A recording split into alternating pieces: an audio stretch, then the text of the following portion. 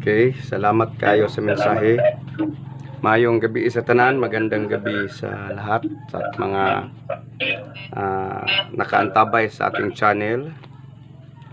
So, pag-uusapan natin yung gratitude na pinag-uusapan ng marami on how we show gratitude to God. Gratitude is an act or a character of being thankful for everything. Thankful for everything. So gratitude is an act of being thankful. At ito'y tinuturo ng Panginoon sa atin ayon sa awit. Sinasabi, give thanks to the Lord, for He is good and His mercy endured forever. Lahat magsabi, give thanks unto the Lord,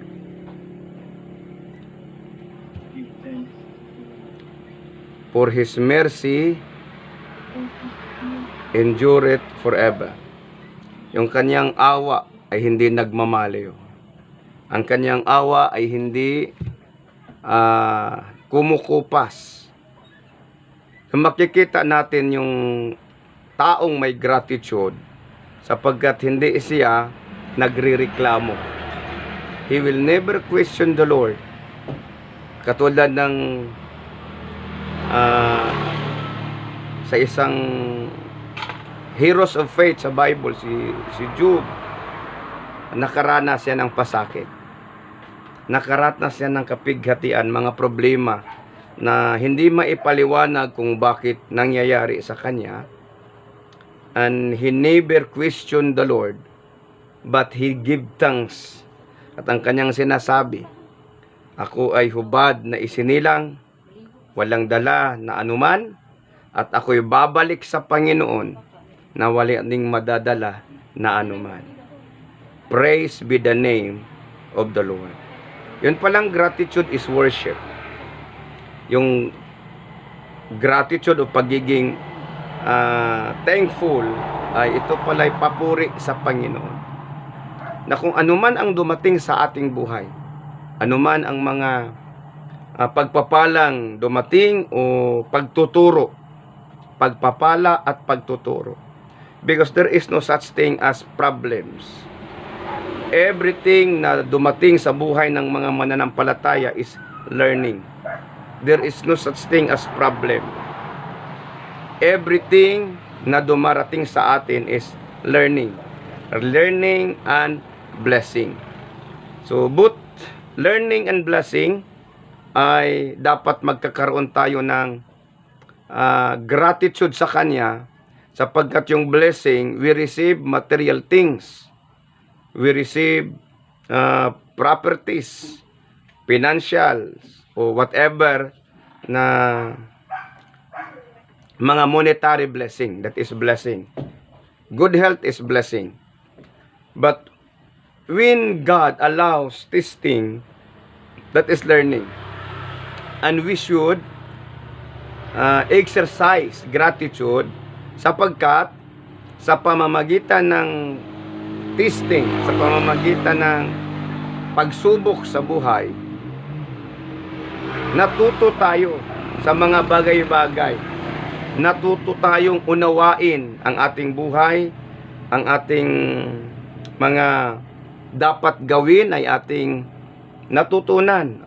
Ano ang ating reaksyon pagdating sa mga pagsubok o mga pagtayog sa ato ang pagtuo. Now, tatanungin ko kayo, pagka dumating yung dalawang bagay, pagsubok o learning at saka yung blessing, alin doon ang nagkakaroon ng excitement ang tao? Alin doon sa dalawa na nagkakaroon tayo ng excitement? Doon sa blessing. Hindi tayo excited doon sa learning. Pero kung titingnan natin, dapat pala tayo ay excited doon sa learning. Sapagkat doon sa learning, doon tayo ang natuto. Doon din lumalalim ang ating relationship sa Panginoon, ang ating pagkaunawa at pagkakilala sa Kanya. Kung matingnan natin, mas marami yung dumating na learning kaysa blessing sa ating buhay. Mas marami yung dumating na learning kaysa blessing. Bakit? Sapagkat hindi po nababago ang tao sa blessing. Hindi po nagiging matuwid ang tao, hindi po nagiging marunong ang tao. Ang dulot lang po ng pagpapala ay kasayahan. Pero yung learning, yung mga pagsubok, testing, trials, yun po ang nagbibigay sa atin ng katalinuhan. At doon po tayo nababago sapagkat nasusubok po natin ang ating pananampalataya. Blessing cannot test. Okay? Cannot expand your faith. I tell it again. Sabihin ko sa inyo muli, yung pagpapala ay hindi po nakakapalalim ng ating pagkaunawa sa Panginoon. Yung pagkakilala natin sa Kanya. Ang pagpapala po ay nagpapalawak ng ating desire sa buhay. Yung mga gusto natin, pagkadaghan tag kwarta, daghan kay tag pangandoy. Pero kung wala tay kwarta, limited atong pangandoy. That is why yung learning ay dapat pasalamatan natin sa Panginoon. Yung pagsubok. Okay? Yung 10 may kitong, 10 sila na pinagaling, yung isa lang ang bumalik. Sapagkat yung siyam ay masyadong excited kung saan sila, siguro saan sila gagala kasi magaling na sila. Yung isa, saka siya gumala, bumalik muna at nagpasalamat. Kasi sa blessing, hindi lahat, okay ha, hindi lahat nag-a-acknowledge sa Panginoon pagka dumating yung blessing sa kanila. Sa nandun pa sila sa kahirapan, dun pa sa learning process, sinasabi, Lord, if you bless me, I will be faithful to you. Then when they receive blessing, katulad nung 10 kitungin, sinasabi na, Panginoon, pagalingin mo kami. Sinasabi ng Panginoon, humayo kayo, magaling na kayo. Yung isa na pagtanto na gumaling siya, bumalik siya at sinasabi, salamat po sa iyong pagpapagaling sa amin. He learned something na yun palang kagalingan ay isang malaking pagpapala at yung isang taong kitungin nagkakaroon siya ng kaalaman na nagtutulak sa kanya sa pagiging gratitude. Sapagkat alam niya, natuto siya doon na hindi pala masaya at hindi pala basta-basta pag may kitong ka. Kasi yung mga kitungin na tao, pinapalabas sa community. At naranasan nila yung rejection, naranasan nila yung excommunication, naranasan nilang mga hindi magandang bagay. Kaya yung isa, natuto siya doon sa kanyang learning, nang nakita niya siya pinagaling, bumalik siya kay Jesus Christ at sinasabi, Panginoon, salamat sa iyong pagpapagaling. Ang sinasabi ng Panginoon, di ba 10 kayong gumaling, bakit isa lang yung bumalik? Sapagkat yung isa ay nagiging matalino, nagkakaroon siya ng divine wisdom na hanapin yung nagpapagaling sa kanya. Kasi the only wisdom that seek the Lord is divine wisdom. Ang yung divine wisdom ay natutuhan at natutunan at nakukuha ng tao yun, kung siya po ay mayroon pong desire na ang Panginoon ay paglingkuran.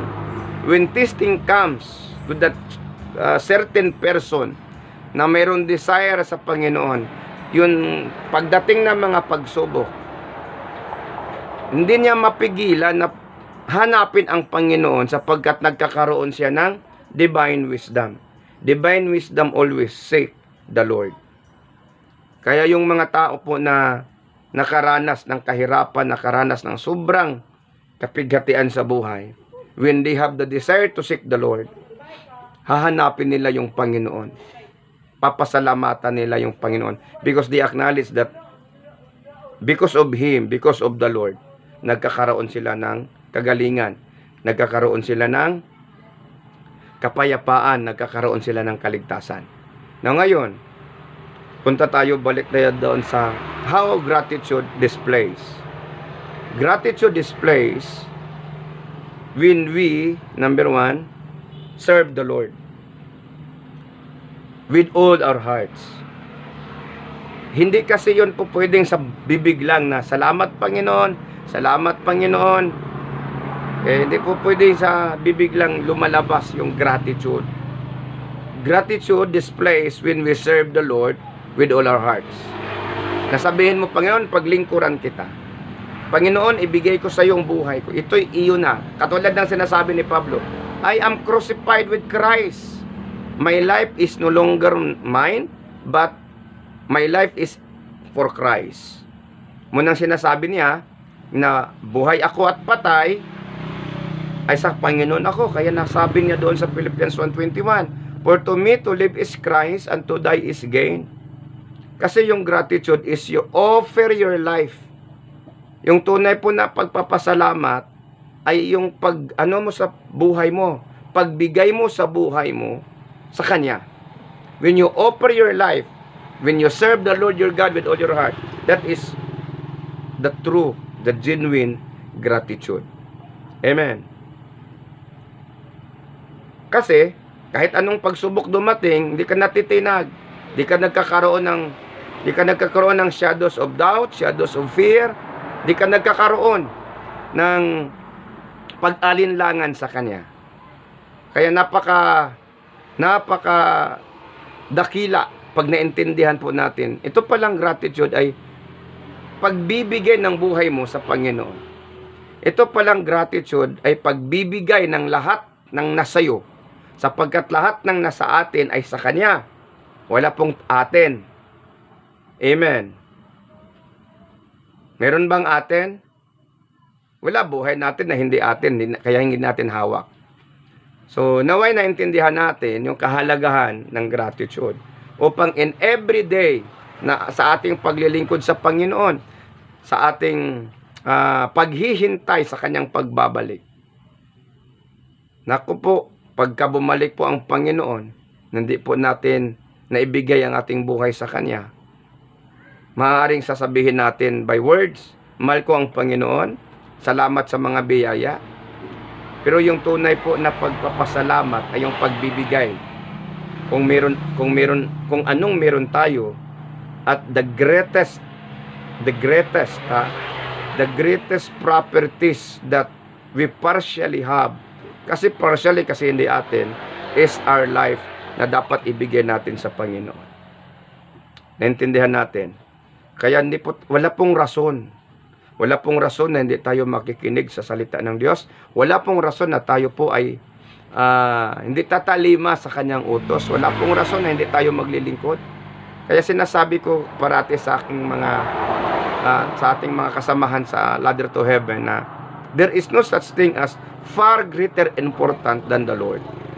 Wala pong mas maganda at mas importante pa kaysa Panginoon. Kaya wala po tayong rason na hindi ako a-attend ng virtual, hindi ako a-attend ng online worship, hindi ako a-attend ng on-site worship.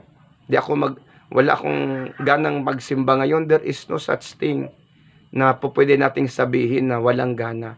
Who are we to say that na wala akong gana Wala ako sa mood. Because that is, okay, rebellion against God. So being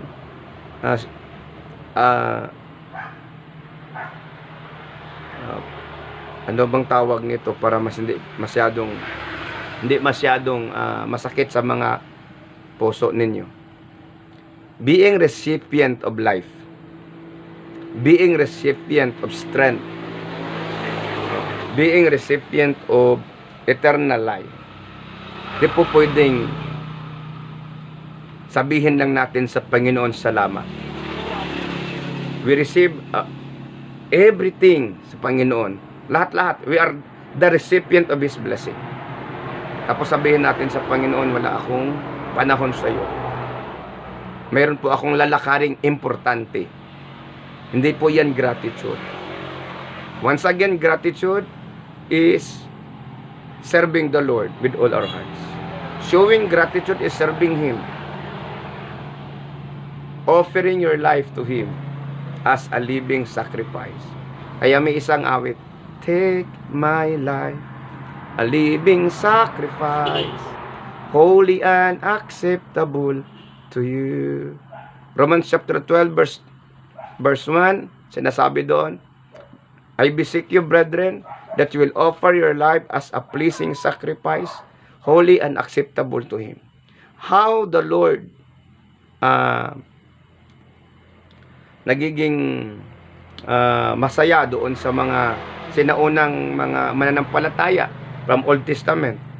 They show their gratitude to God by offering the lamb, the bull, whatever na pagpapalang kanilang na natanggap sa Panginoon, they offer it as a burnt offering. Si Jesus Christ din ay inaalay niya kanyang buhay para sa atin freely. Kaya tayo ngayon ang nagiging recipient ng kanyang kaligtasan, ng kanyang grace, ng kanyang awa at habag. Dapat po magpapasalamat tayo hindi lamang sa bibig, hindi lamang sa salita. Magpapasalamat tayo sa Panginoon sa pamamagitan ng pag-alay ng ating buhay sa Kanya, ng ating talento sa Kanya, sa pagbibigay ng panahon sa Kanya. Hindi nauubos ang panahon natin. Sabihin natin na busy tayo. Eh ano bang kabibisayhan mo? Ano ba ang nagiging priority mo sa buhay? Yun bang priority mo ngayon? Madadala mo ba yan sa eternity? Madadala mo ba yan sa kabilang buhay? Maging sa impyerno, hindi madadala ng tao anuman ang kanyang na-achieve dito sa mundo, ay kahit sa impyerno, hindi madadala yan. Sa langit, lalong hindi madadala. Kaya we have blessing. We do not allow, please do not allow your blessing to be the hindrance of your spiritual growth. Amen. Hallelujah. Praise the Lord. So, papaano natin papakita ang ating gratitude sa Panginoon? Serve natin si Jesus with all our heart. Okay? Kaya sinasabi niya, love the Lord with all your heart. Okay. Manalangin po tayo. Panalangin po natin na magkakaroon tayo ng pag-ibig na ating maibigay ang ating buhay sa Panginoon. Orada sakaraba shandadaya sikaraba. In the name of Jesus, I declare and I decree, Holy Spirit, that every one of us, those who are watching us in YouTube, subscribing, O God, the Ladder to Heaven TV, I declare your grace and blessing upon them. In the name of Jesus Christ, kasama ko, Panginoon, yung mga nasa online, I declare the Holy Spirit, your grace, your mercy, be upon them. In the name of Jesus, I rebuke the spirit of setback, I rebuke the spirit of delay of their blessing. I rebuke the spirit of sickness and disease in the name of Jesus Christ. I declare and I decree the anointing of the Lord Jesus Christ, the anointing of healing, the anointing of miracles, the anointing of God that change us, allow us to receive the spirit of gratitude, the fruit of the Spirit of God, being under your grace, being under your Spirit of God. I declare and I decree that every one of us will receive the spirit of thankfulness, the spirit of gratitude, and we can offer everything to you, Lord God, even our lives, our times, everything that we have. Mahandog namin sa iyo, Panginoon, maibigay namin sa iyo. I declared it in Jesus' name, and I rebuke the spirit of evil, the spirit of worldliness, with carnality, in the name of Jesus Christ. I rebuke the spirit of holding our blessing, the spirit of crisis, the spirit of setback, the spirit of unproductive, in the name of Jesus Christ. Rada sakarabashanda dayasika rabahande. Thank you, Holy Spirit. I proclaim and I declare the God in the name of Jesus. Lahat itong Panginoon na narito sa virtual worship, I declared it, O God, bless them as I bless them, Lord. I proclaim your grace and mercy be upon them. O Bordo family, I declare your blessing upon Arrogante family. Touch them, O God. Palermo family, in the name of Jesus Christ. Mandao family, I declared it. Tumangyo family, Flores family, Madrona family, I declared it, O God, in the name of Jesus Christ. Nakila family, si Martinez family, Lord, I declared it, I proclaim it, in Jesus Christ's mighty name. Lord, kasama yung papuntang Korea, I declared it, O God, that you will bless Guy, Lord, in Jesus' name. And I proclaim, Holy Spirit, those watching us in YouTube, I declare and I decree your blessing, Lord God, be upon them. Kung meron man pong may mga karamdaman sa kanila, I release the grace of healing upon them, Lord, in the name of Jesus Christ. Help them and bless them. In Jesus' name, amen and amen. At kayo pong nanonood yan sa YouTube, sakaling po kayo po ay pinagaling ng Panginoon, you can leave your comments. Subscribe din po kayo and share this video to others so that the others also may be seen and sila po ay matuto sa salita ng Panginoon. At salamat po sa iyong pag-antabay. God bless you, and the Lord will always keep you and His countenance upon you. In Jesus' name. And I declared, Holy Spirit, those who have attending, O God, this online worship, I declared, O God, say amen when I declare this blessing to you. The Lord will bless you and keep you. The Lord will bless you and His face shine upon you. The Lord will bless you and be gracious to you. The Lord will bless you and give you peace. Peace be to you and into your house and everything that you have. In Jesus' name, amen and amen.